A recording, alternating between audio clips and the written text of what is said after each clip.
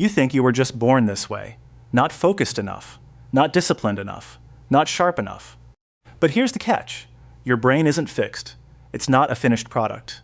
Yet most people spend their entire lives treating it like it is, never realizing they're actively making it weaker every single day. The truth is, 7 dead simple daily habits can physically reshape your brain structure starting right now. Let's get into it. Chapter 1. Your brain is a liar about focus. Here's the mistake almost everyone makes. They assume that if they're busy all day, switching between tasks, answering messages, jumping between apps, their brain is getting a solid workout. Like more activity equals more productivity equals a sharper mind. Makes sense on the surface, right? Wrong. Dead wrong. Every single time you switch from one task to another, your brain pays what scientists call a switching cost.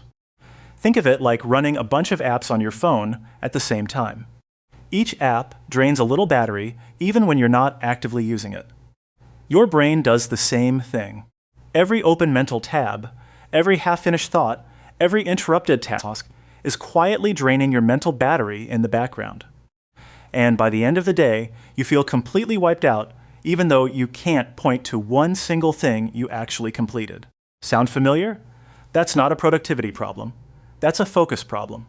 And here's why it matters beyond just getting things done. Neuroscience research shows that your ability to focus is directly connected to your memory, your learning speed, your emotional regulation, and your decision-making. Focus isn't just about ticking off your to-do list. It is the foundation of a sharp, high-functioning brain. So here's the fix, and it's almost embarrassingly simple. Once a day, just once, pick one task and give it your full, undivided attention for 20 minutes. No phone nearby, no music with lyrics, no switching tabs, no quickly checking anything. Just you and one task for 20 minutes straight. That's it. That's the whole habit. Now, fair warning, the first few times you try this, your brain is going to absolutely hate it. You'll suddenly feel the urge to check your messages. You'll remember something random you need to Google. You'll feel weirdly restless and uncomfortable. That's completely normal. Your brain has been trained to expect constant stimulation, and 20 minutes of focus feels like going cold turkey. Push through it. Because on the other side of that discomfort is a calmer, sharper, more powerful version of your mind. Train it daily, and it gets stronger every single time. Chapter 2. The silent brain killer you do. Every night the mistake here is one of the most common ones out there. People treat sleep like it's optional, like it's something you earn after you've finished everything else. I'll sleep when I'm dead. Successful people grind around the clock. They wear exhaustion, like a badge of honor, and wonder why they can't think straight, can't control their emotions, and can't seem to make good decisions. Here's the thing. Sleep is not downtime for your brain. Your brain does not clock out when you fall asleep. It actually gets to work. While you're sleeping, your brain is running a full maintenance cycle. It's flushing out toxic waste products that built up during the day. It's organizing and filing memories from everything you experienced. It's repairing neural pathways. It's basically doing a full system restore on your mental operating system. Cut that process short night after night, and you're not just tired. Your entire brain starts operating at a fraction of its actual capacity. Here's a visual that makes this click instantly. Imagine your brain is a high-performance kitchen. During the day, you're cooking constantly. Pots everywhere, ingredients out, surfaces dirty, tools scattered. Sleep is when the cleaning crew comes in and resets everything for tomorrow. But if you kick the cleaning crew out after 2 hours and tell them to come back when you feel like it, the kitchen gets more chaotic every single day. Eventually, you can barely function in there. And here's the part that really hits hard. Neuroscience shows that poor sleep directly weakens your prefrontal cortex, the part of your brain that handles self-control, rational thinking, and good decision-making. That's why when you're exhausted, you snap at people faster, you eat worse, you skip your habits. You make decisions you regret by noon. Your brain literally cannot regulate itself properly without adequate sleep. The fix is straightforward. Go to sleep at roughly the same time every night. Put screens down at least 30 minutes before bed. Stop treating rest like a reward and start treating it like the non-negotiable brain maintenance it actually is. Chapter 3. You're feeding your brain junk food all day. Here's the mistake. People spend hours every day consuming content. Short videos, reels, comment sections, memes, reaction clips, and they call it staying informed or unwinding. And then they sit down to do something that actually requires thinking and wonder why their brain feels like it's wading through mud. Here's what's actually happening. Your brain adapts to whatever you repeatedly feed it. If all your mental input is fast, shallow, and instantly gratifying, your brain recalibrates to expect exactly that. It gets used to the quick hits. And then when you ask it to do something slow and deep, like reading a full article, writing a report, or solving a real problem, it resists hard. Not because you're not smart, because your brain is genuinely out of shape for that kind of thinking. It's like eating nothing but fast food for a month and then trying to run a marathon. Your body isn't broken, it just hasn't been trained for endurance. Reading fixes this. Real reading. Not captions, not headlines. Actual pages that require your brain to follow a sustained line of thought from start to finish. And the key detail here is this. Read things that are slightly above your comfort zone. Not impossibly difficult, just a little challenging. Psychology, philosophy, business, biographies, human behavior, anything that makes your brain stretch a little to keep up. Even 10 pages a day is enough. That's maybe 15 to 20 minutes. And here's what makes it actually powerful for your brain. Don't just passively absorb words. Pause. Ask yourself, what's the main point here? Do I agree with this?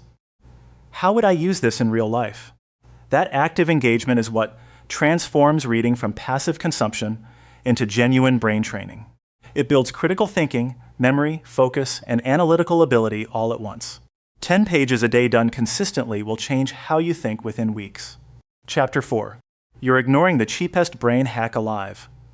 The mistake most people make is thinking exercise is purely about how their body looks. It's for losing weight, building muscle, fitting into old jeans. And if they're not chasing those goals, they skip it entirely. Huge mistake. Because they're accidentally skipping one of the most powerful cognitive enhancement tools that exists for free. When you move your body, something remarkable happens inside your brain. Blood flow increases dramatically.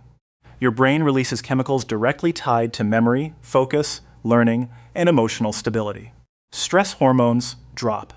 Your brain literally produces a substance called BDNF, brain-derived neurotrophic factor, which scientists sometimes call miracle grow for your brain cells.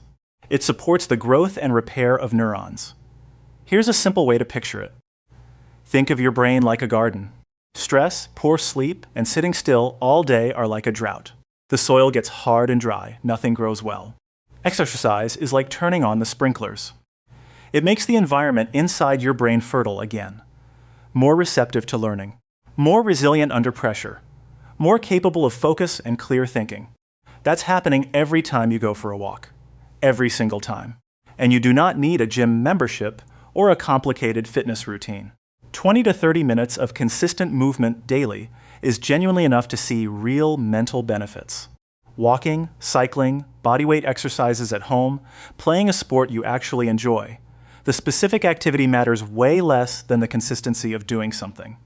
And here's the bonus that most people completely miss. Every time you exercise when you don't feel like it, you're also training your discipline. You're proving to your brain that you can take action without waiting for motivation. And that ability, the ability to move without needing to feel ready first, is one of the most transferable skills you can build. It bleeds into your work, your habits, your relationships, everything. Chapter 5. Your brain is quietly being hijacked. This is the one most people don't see coming. The mistake is treating your phone and your apps as harmless entertainment. Just something to fill the gaps in your day. No big deal. But here's what's actually going on under the hood. Every notification, every scroll, every like, every autoplay video, your brain gets a little spike of dopamine each time. That feels good momentarily. The problem is, your brain is constantly adapting. The more dopamine hits it receives, the more it expects. The bar for feeling satisfied keeps rising. And slowly, quietly, normal life starts to feel unbearable. Think about eating the hottest chili pepper on the planet every single day for a month. After a while, regular food tastes like absolutely nothing. Your taste buds have recalibrated to a new baseline. That's exactly what excessive scrolling does to your brain's reward system. Sitting down to study starts to feel genuinely painful. Having a conversation without checking your phone feels awkward. Doing focused work feels like torture. Not because those things are inherently hard, because your brain has been recalibrated to expect constant intensity and instant reward. The fix is not about throwing your phone in a river. It's about creating intentional windows of zero stimulation throughout your day. Eat one meal without a screen. Take a short walk without earbuds. Sit quietly for 5 minutes doing absolutely nothing. Let yourself feel briefly bored. This is a deliberate brain reset. When you reduce the constant dopamine flood, your focus starts coming back. Your motivation stabilizes. Ordinary tasks feel satisfying again. It happens faster than you'd expect. Chapter 6. Smart people who destroy their own lives.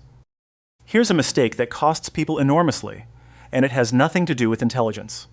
Plenty of brilliant, talented people wreck opportunities, relationships, and their own mental health not because they lack ability or knowledge, but because they can't manage their emotional reactions.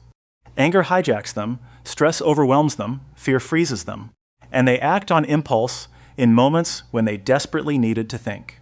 Here's the neuroscience behind why this happens. When something triggers you, your emotional brain fires first. It's fast, it's reactive, and it sends one clear signal: respond now. Your rational brain, the part that thinks things through calmly, is slower. It needs a moment to catch up. Most people react inside that gap, before their rational brain even gets a word in. That's where regrettable texts get sent. That's where arguments escalate into disasters.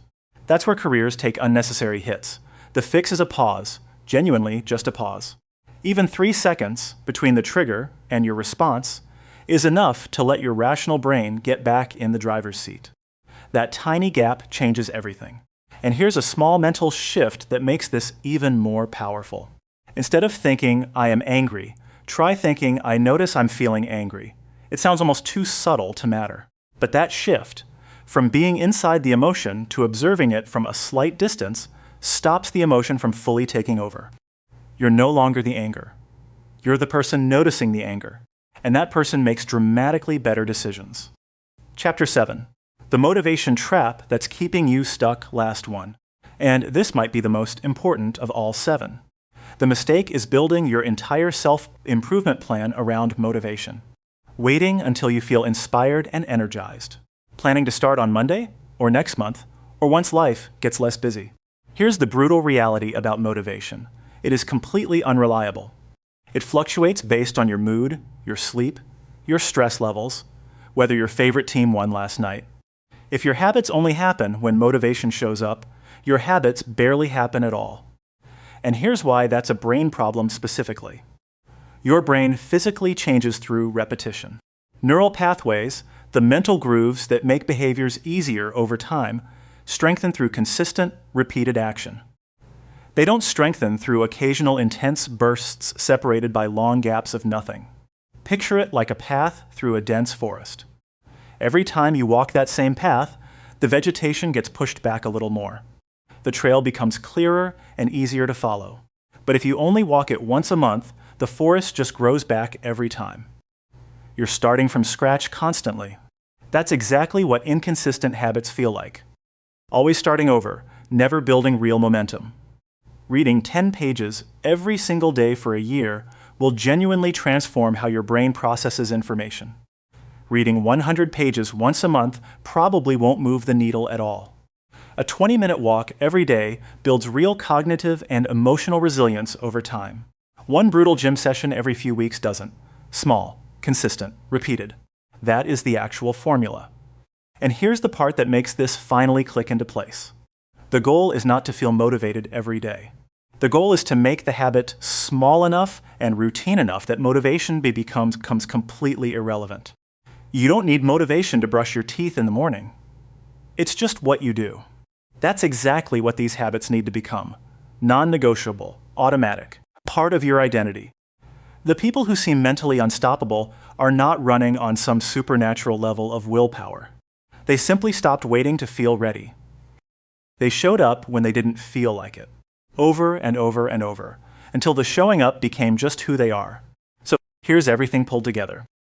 Train your focus for 20 minutes a day. Protect your sleep like it's the most important appointment you have. Feed your brain with real, challenging reading. Move your body consistently. Create intentional breaks from dopamine overload. Build the pause into your emotional reactions.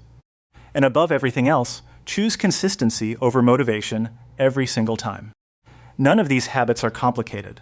None of them require a complete life overhaul. What they require is choosing them repeatedly, especially on the days when you don't feel like it. Because that daily choice is exactly what builds a brain that's sharp, resilient, and genuinely capable of handling anything life throws at it.